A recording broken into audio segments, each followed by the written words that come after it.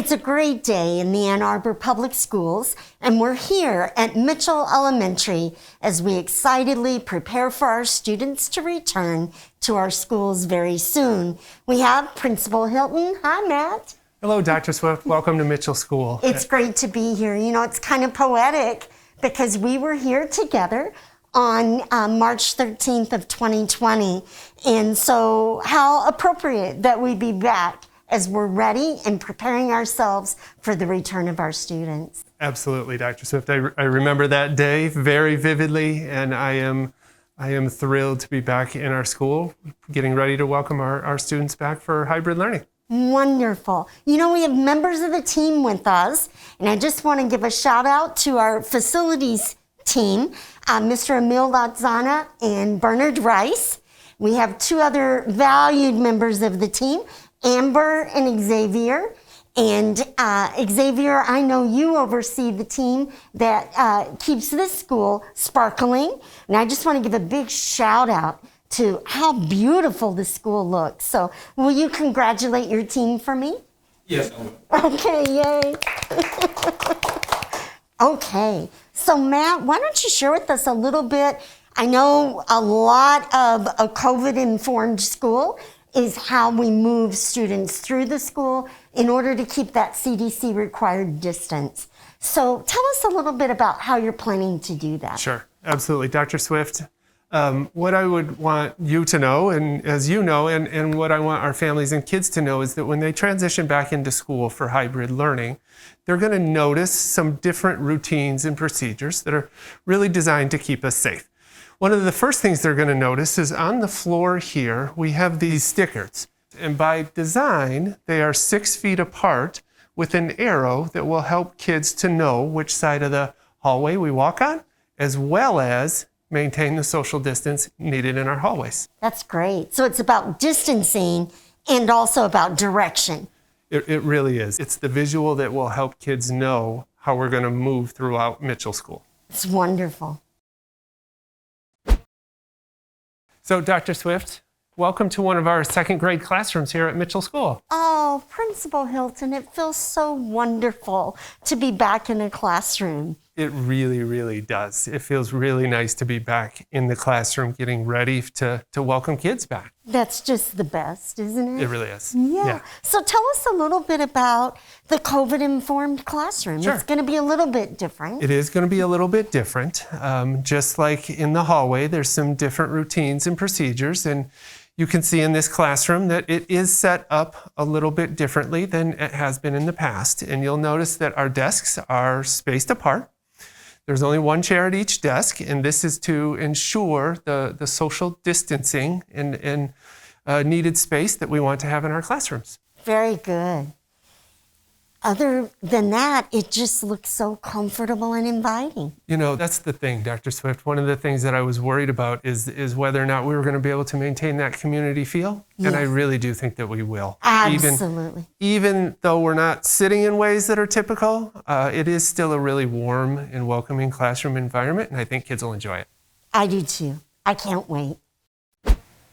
And now I'm standing here at Mitchell with Bernard Rice, Executive Director of Facilities.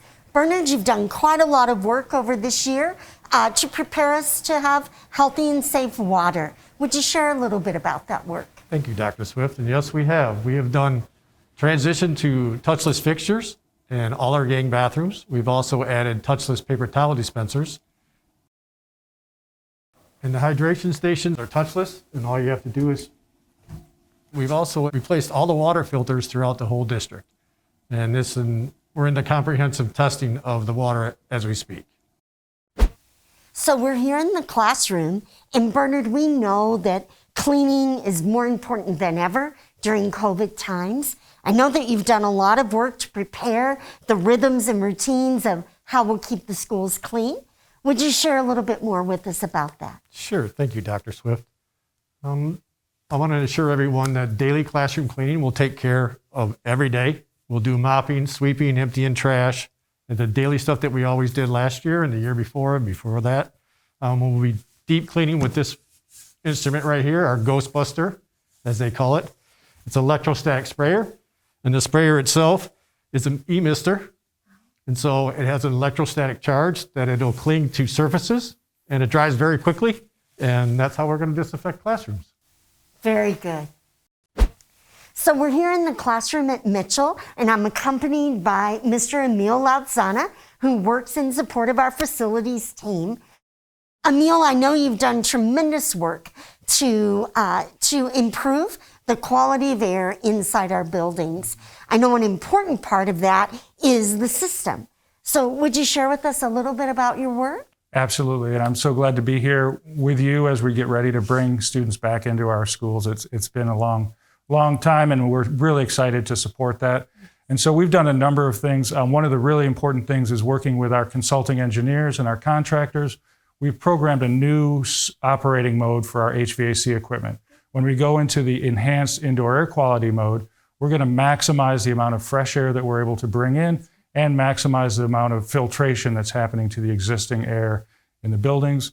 We've also replaced every single HVAC filter in the school district, and where possible, put in denser filters that are more effective.